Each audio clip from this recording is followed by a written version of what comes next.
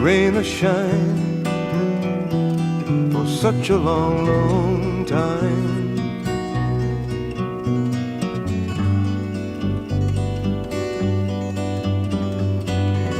Laughing eyes and smiling face, it seems so lucky just to have the right, telling you with all my might, you're beautiful tonight.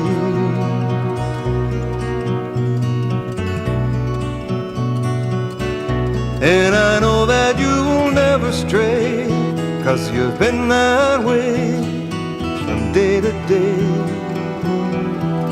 for such a long, long time.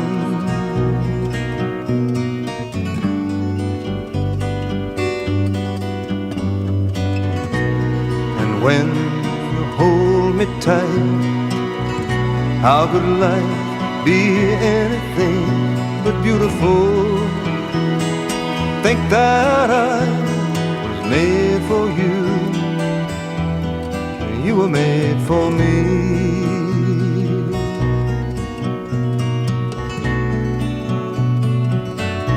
And I know that I will never change.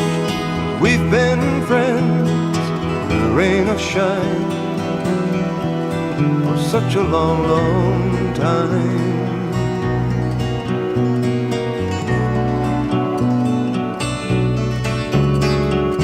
I must say it means so much to me to be the one that's telling you, I'm telling you that you're beautiful.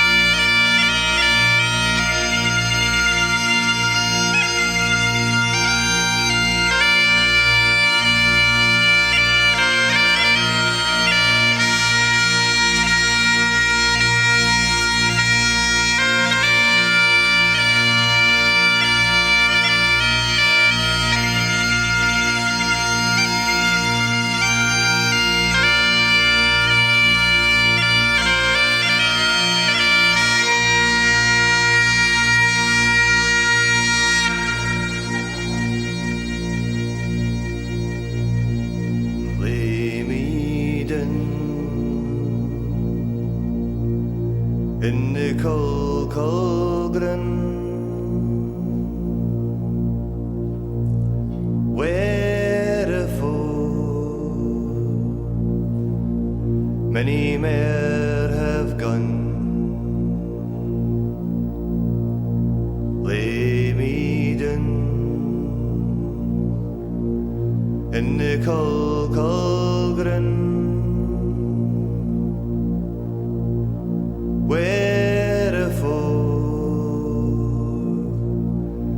Many mere have gone.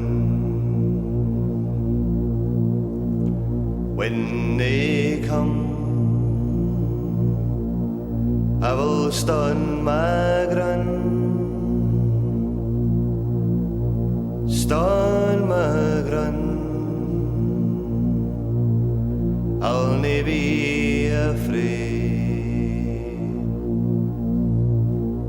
Thoughts of him take away my fear, sweat and blood hide my veil of tears. Eens a year, a prayer for me. Close your eyes and remember me. Ne'er more shall I see the sun, for I fell to a gentleman's gun. Lay me down in the cold cauldron, where a foe many more have gone. Lay me down in the cold cauldron, where a foe many more have gone. Where a foe many more have gone.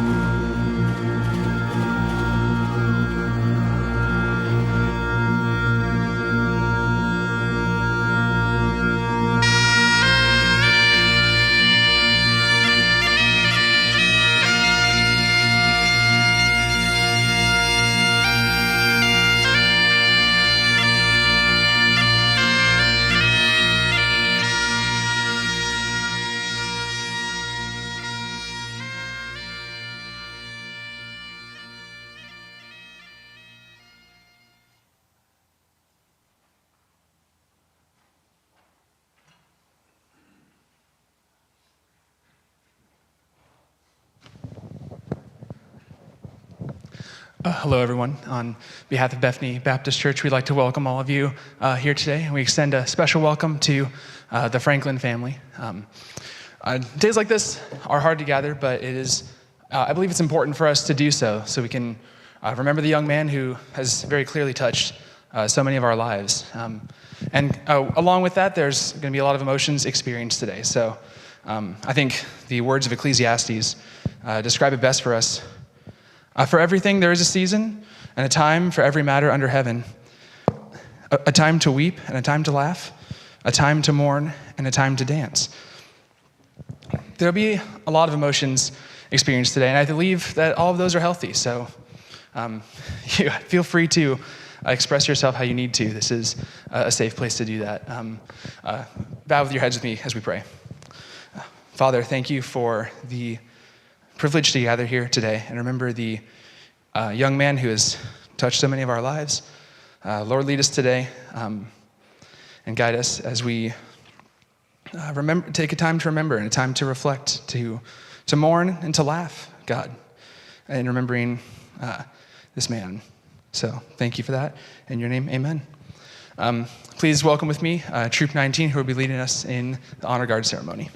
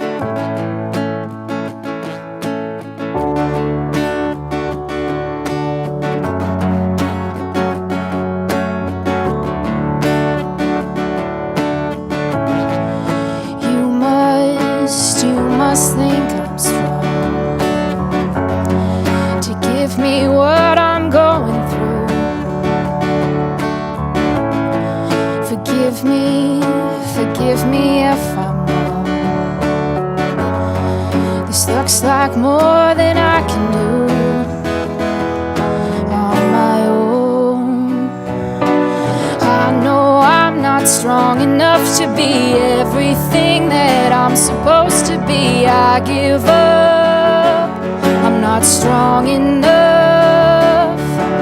Hands of mercy, won't you cover me, Lord? Right now I'm asking you to be strong enough, strong enough for both of us. For both of us.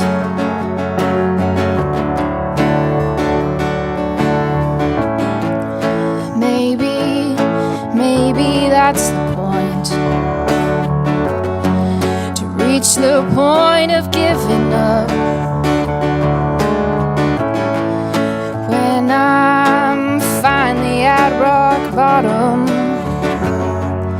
that's when I start looking up, reaching out.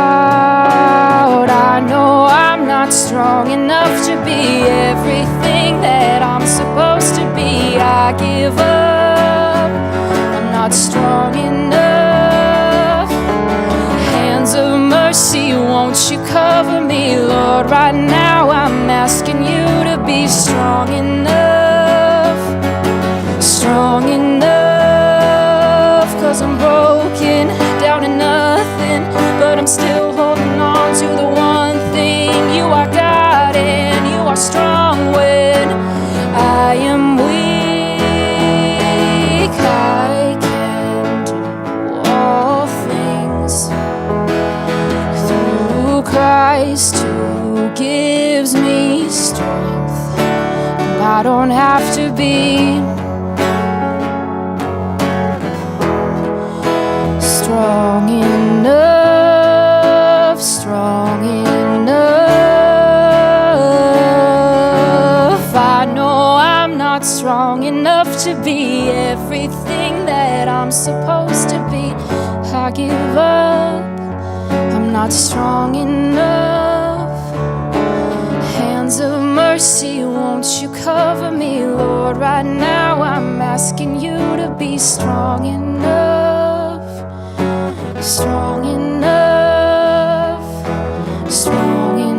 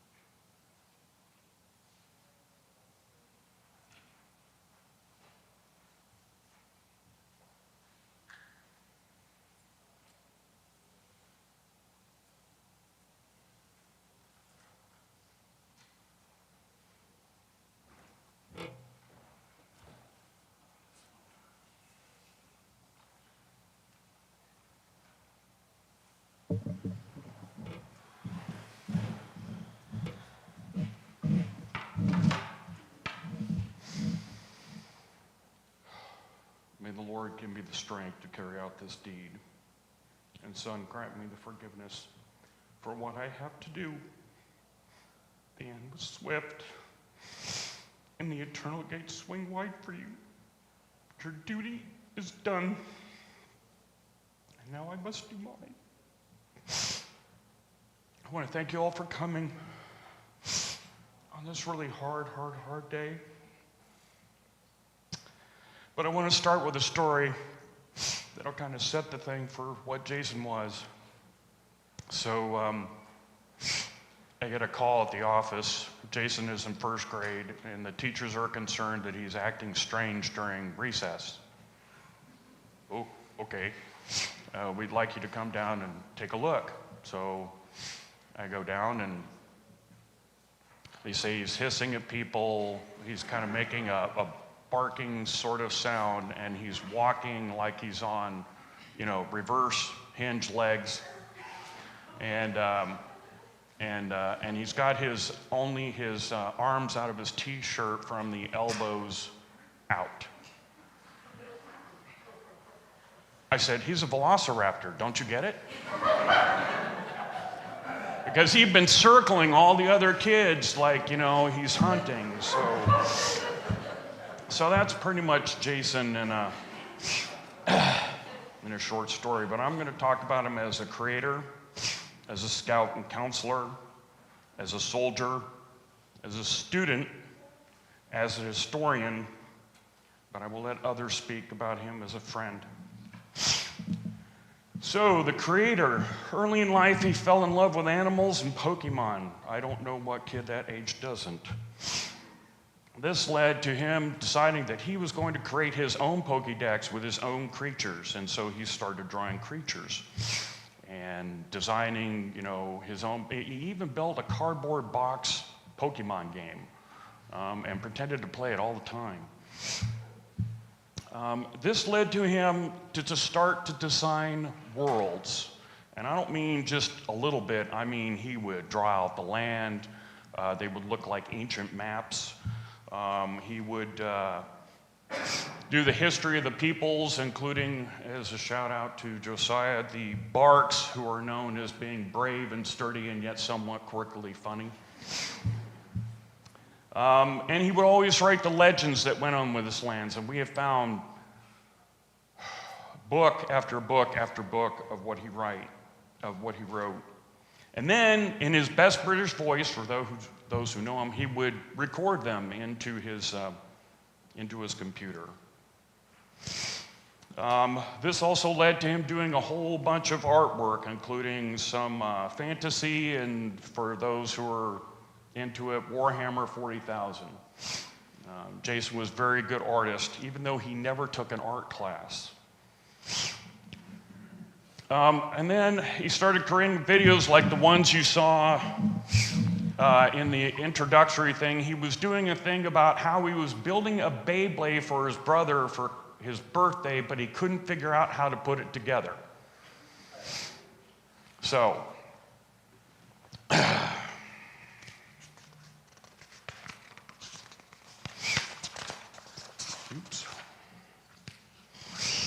let me talk about him as a scout. So he started as a tiger cub in Pack 408 many, many years ago with 11 other kids. And he had the honor of all 12 of those kids becoming eagles. He got to go to cub camps because we didn't like the ones the scouts were running. We decided to run our own camps. Unfortunately for Jason and Marcus, they all got to experience them twice because we would take them out, try it on them. If they liked it, then we did it with everybody else. So, as a scout, he went to, I think, scout camp every year.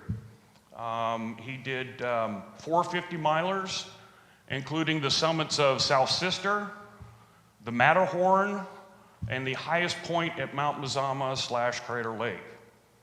Also, he did Philmont Scout Ranch for one of his 50 milers, and that was 100 miles at an altitude of no less than 10,000 feet the whole time, and I can't tell you how many peaks we went up and down.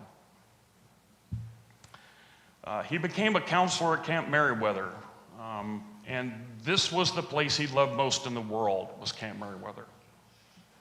There he taught astronomy, crafts, rockets, and nature.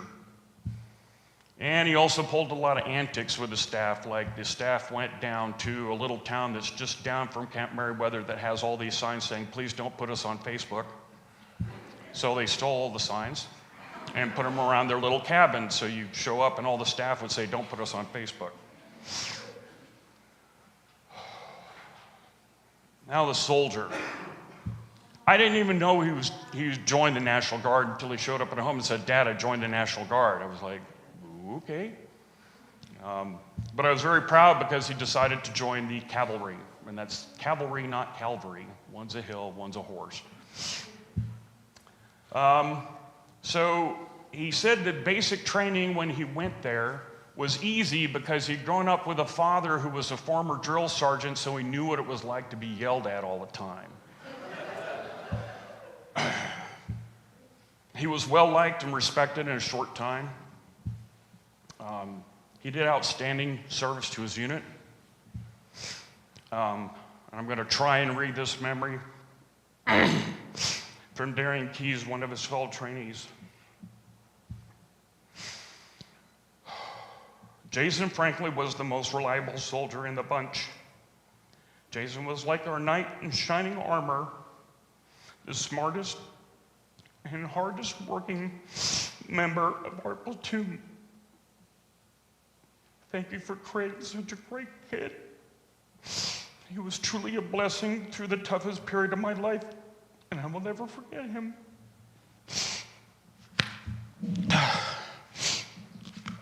I've gotten a lot of that kind of stuff emailed to me by people who I don't even know.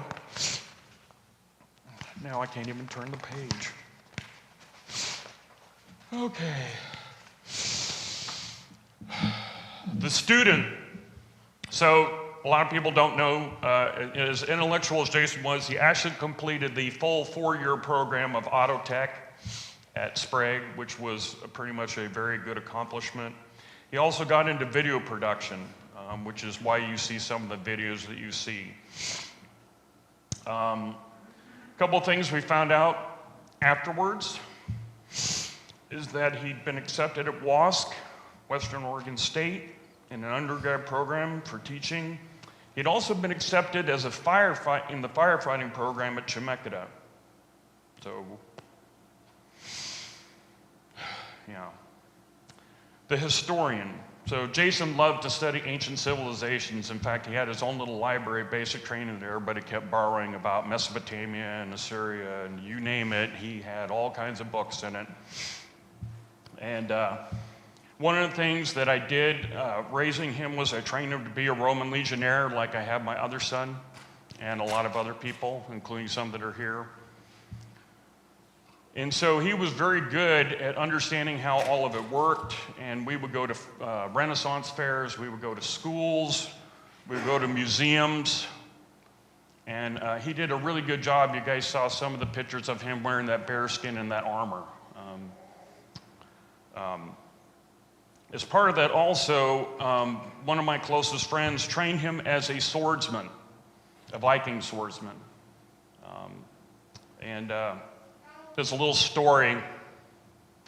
We're at a Renaissance fair called Two Rivers in northern Washington, and this kid comes in to the Boffer ring, or the fighting ring, and he challenges Jason to a sword fight. I'm like, this is gonna end well. So the kid had, a sword that was from an anime cartoon or something, and Jason had a Viking longsword. The battle went for a full hour, during which Jason beat him again and again and again and again, and the kid never laid a finger on him. So Jason was like, I'm glad he used all those anime moves, because they don't work. So Jason was my guy who ran the Boffer ring, and to explain what that is, it's foam swords and shields, and we would basically run it for kids 4 to 12, because we did early on have some 40-year-olds think it was really cool to beat up on 5-year-olds and feel victorious. I don't know, I never understood that. But we were running a Boffer ring at Greenwood, and there was a